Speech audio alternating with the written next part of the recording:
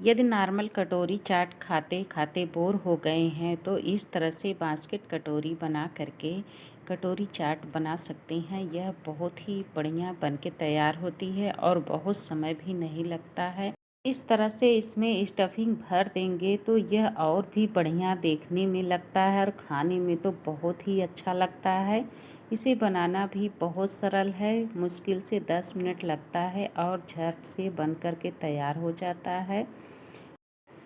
ऊपर से इसमें पनीर की लगा करके सजा देते हैं छोटे छोटे टुकड़ों में, तो ये और अच्छा लगता है। तो फिर चलिए बनाना स्टार्ट करते हैं। सबसे पहले मैंने 1 कटोरी मैदा लिया है। स्वाद अनुसार इसमें नमक ऐड कर दीजिए। 1/4 चम्मच अजवाइन ऐड कर दीजिए। बस अब इसमें थोड़ा सा कलर के लिए हल्दी पाउडर ऐड कर दीजिए। अब इसमें मोयम के लिए 1 चम्मच घी ऐड कर दीजिए। मैदे में घी का मोयम लगाने से इसका फ्लेवर अच्छा आता है। इन सबको अच्छे से कर लीजिए मिक्स और थोड़ा सा पानी डाल करके हम इसे गूँथेंगे। इस आटा कड़ा होना चाहिए। जब बास्केट कटोरी बनाते हैं तो इसके लिए आटा बहुत ज़रूरी रहता है कि कड़क होना चाहिए और मोयम बहुत अच्छा होना चाहिए, ताकि यह बनाने में हल्का सा फूले और स्टफिंग इसकी देखने में भी अच्छी लगे। इसमें थोड़ा थोड़ा पानी करके डालना है, बहुत ज़्यादा पानी नहीं डालना है। बहुत ज़्यादा अगर पानी डाल देते हैं तो यह गीला हो जाएगा और आटा को हमें सख्त गूँथना है। आटा जितना सख्त रहता है बास्केट उतना ही अच्छा बन के तैयार होगा और इसको बुनने में बहुत समय नहीं लगता है। इसलिए जब भी आटा का डोर लगाएं तो कड़क ही लगाएं। कड़क आटा में बहुत जल्दी से बास्केट कटोरी बन के तैयार होती है और जब गीला रहता है तो इसमें एक चिपचिपापन आ जाता है पानी की वजह से। वह हमारी कटोरी को ख़राब करता है, क्योंकि हम इसे जब बनाते हैं तो वह एक दूसरे में चिपकने का चांस मिल जाता है और जब आटा कड़क रहता है तो वह चिपकने का चांस बिल्कुल नहीं रहता। हमें इसी तरह से आटा चाहिए। आटा मैंने गूँथ लिया है। अब इसकी छोटी छोटी लोइयाँ काट ले रहे हैं। जितनी बड़ी हमें कटोरी बनानी है उसी हिसाब से हम इसकी लोइयाँ काटेंगे और इसको मैं इतना ही आटा ली हूँ, इसी से बनाऊँगी। और एक रोटी बनाइए बड़ी सी और उसको रोटी बनाने के बाद इसे काट लेंगे। इसमें जो मैदा है सूखा उसी को लेकर के हमें उलट पलट करके इसे बेलना है, ताकि इसमें चिपके ना। लेकिन जब मैदा लगा करके हम बेलते हैं तो यह चिपकने का चांस नहीं रहता है, रोटी और सूख जाती है। इसे हाथ में जब पकड़ते हैं तो यह चिपकता नहीं है। इसी तरह से हम बड़ी सी एक रोटी बनाएंगे और चारों तरफ से इसे कट कर लेंगे, ताकि इसे काटने में आसानी रहे, यह बड़ा छोटा ना हो। इस तरह से चारों तरफ काट लेंगे। इसके काटने के बाद जो किनारे का पार्ट है इसे हटा देंगे। इसी तरह से हमें इसे हटाना है और इसके बाद हमें इसे पतले में काटना है और लंबे आकार में ही काटना है। इस तरह से इसे पतला पतला काटेंगे, ना बहुत ज़्यादा चौड़ा रहे और न ज़्यादा बहुत पतला रहे, तो वो बनाने में आसानी रहती है। इस तरह काटने के बाद एक कटोरी लीजिए और कटोरी में हम इस नॉर्मल कटोरी है, यह न बहुत बड़ी है और न बहुत छोटी है। कटोरी अपने ऑप्शनल है, बड़ी भी ले सकते हैं छोटे भी ले सकते हैं, लेकिन यह कटोरी एक कटोरी चाट के लिए अच्छी है, क्योंकि न बहुत बड़ी है और न बहुत छोटी है। कटोरी के ऊपर मैं इस तरह से इसकी पट्टियाँ लगा रही हूँ। जैसे मैंने 3 रखा है, बीच में खाली है, फिर मैंने इसके बीच में भी इसी तरह से पट्टियाँ लगा रही हूँ। इस तरह से इसके लगाने के बाद एक पट्टी ले करके हम इसको इस तरह से गोले में करेंगे। एक पट्टी उठाएंगे, फिर एक पट्टी को इस तरह से नीचे से इसको इस तरह से दबाएंगे। फिर उसके बाद दूसरी पट्टी को उठाएंगे, फिर तीसरी पट्टी को ऊपर से ले जाएंगे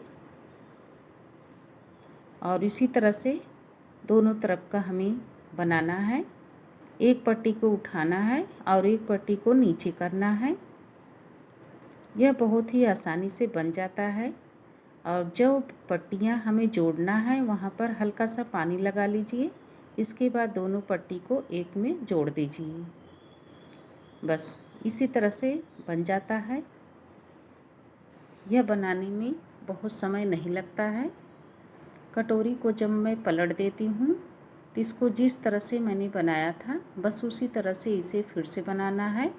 एक पट्टी को उठाना है और एक पट्टी को नीचे रखना है। इस तरह से एक उठा लीजिए और एक को इस तरह से लगा दीजिए, फिर एक पट्टी को उठा दीजिए। इसको फटाफट हम इस तरह से बनाएंगे। 3-4 पट्टियों में यह कटोरी बनके तैयार हो जाती है। मैंने 2 पट्टी लगाया है, नीचे से बहुत आराम से यह बन गया। यह पट्टियाँ इसी तरह से बनानी है। एक को उठाना है, एक नीचे ही रखना है और हल्का सा पानी जोड़ पर लगा करके इसको इस तरह से दबा दें। बस इस तरह से सारी पट्टियों को हम एक एक करके लगाएंगे और यह कटोरी बनके तैयार हो जाती है। कितना अच्छा बनके तैयार हुआ है। इसी तरह से हमें सारी कटोरियों को बनानी है। अब इधर तेल गरम है और आराम से कटोरी इसमें डाल दीजिए। ऑयल कम है तो थोड़ा सा इसको ऊपर इस तरह से डालेंगे तो नीचे तक इसमें ऑयल चला जाता है और यह कटोरी आराम से छूट जाती है। ये देखिए कितना बढ़िया यह कटोरी निकल करके तैयार हो गया। इसे क्रश नहीं करना है, यह अपने आप ही कटोरी निकल करके तैयार हो जाती है और देखने में भी बहुत अच्छा बन के तैयार होता है। जैसे ही ये पकना स्टार्ट होता है कटोरी छोड़ना स्टार्ट कर देते हैं और जब पक जाता है तो कटोरी अपने आप निकल जाती है। इसे पकड़ की सहायता से हम निकाल लेते हैं और पौनी की सहायता से इसको भी छान लेते हैं। यह बहुत बढ़िया बन के तैयार हुआ है। एक एक कटोरी हम इसी तरह से बना लेंगे। जब भी हम छानते हैं तो ऑयल गर्म होना चाहिए, बहुत हीट ऑयल नहीं रहना चाहिए और न बहुत कम होना चाहिए। ये मीडियम आंच में ही बनाएं और नीचे का जब हम पारसा इसको अच्छे से दबाए नहीं रहते हैं तो वह स्टफिंग खोलने का चांस रहता है। मैंने एक दिखाया और वह खुला नहीं था और इसमें मैंने 4 पार्ट को नहीं 4 यानी 4 पट्टियों को दबाया नहीं है और उसको अगर नहीं दबाते हैं तो किस तरह से खुल जाता है उसे दिखा रहे हैं। जब हम डाल देते हैं कटोरी इसमें तो ये देखिए इस तरह से इसका पार्ट खुल जाता है। इसलिए जब भी कटोरी को हम बना लें उसके बाद किनारे किनारे इसको हल्का सा दबा दें तो यह कटोरी में चांस नहीं रहता है पट्टियाँ खुलने की। मैंने जानबूझ करके ये 4 पट्टियों को अच्छे से दबाया नहीं था ताकि यह देखने में अच्छा लगे, एक अलग से डिज़ाइन भी दिखाई दे इसमें।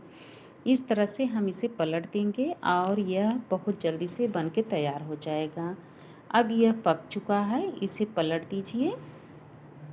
यह बास्केट कटोरी बहुत बढ़िया बन के तैयार होती है और देखने में बहुत अच्छा लगता है। जो नॉर्मल कटोरी चाट हम खाते हैं उससे भी कई गुना अच्छा है बन के। इसकी डिज़ाइन देखने में बहुत अच्छी लगती है। इसे ऊपर से नीचे पलट दीजिए और ताकि किनारे किनारे हल्का फुल्का जो पकाना है वह अच्छे से पक जाए। फिर उसके बाद पौनी से छान लीजिए।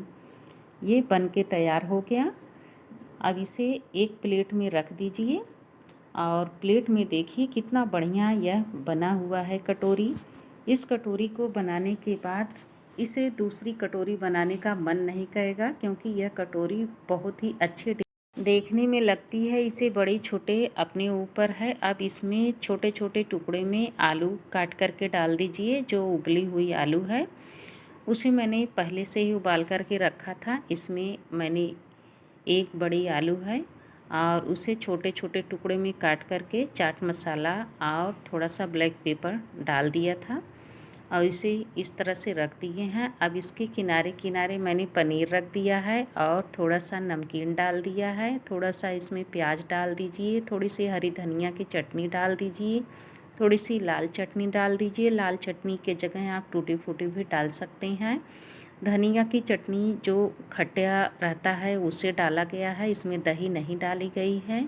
अब इसके ऊपर जब टूटी फूटी लगा देते हैं, उसके ऊपर थोड़ा सा पुदीने की पत्ती रख दीजिए। यह देखने में अच्छी लगती है और इस तरह से जब हम सजा देते हैं तो यह बास्केट कटोरी चाट बहुत बढ़िया देखने में लगती है। और खाने में भी कोई मसाला नहीं है, इसमें एकदम नॉर्मल है। इसमें मसाला ऐसा कुछ नहीं है, चाट मसाला है, ब्लैक पेपर है और हरी मिर्च है। इन सबको मैंने बनाया और इसे दिखाया नहीं, मुँह से ही बता रही हूँ। इसमें कुछ खास नहीं है मसाला, केवल हरी धनिया की चटनी और नमकीन, आलू, प्याज ये सब डाल करके बनाया गया है। ऊपर से थोड़ा सा टूटी फूटी लगाई गई है और ऊपर से मैंने पनीर रख दिया है। ये देखने में देख रहे हैं कितनी अच्छी बनी के तैयार हुई है। इसे एक बार बनाएंगे तो ज़रूर बनाने का मन कहेगा और खाने का भी। यह बिना मसाला का बना हुआ है। यह बास्केट कटोरी कैसी बनी है कमेंट करके ज़रूर बताएं।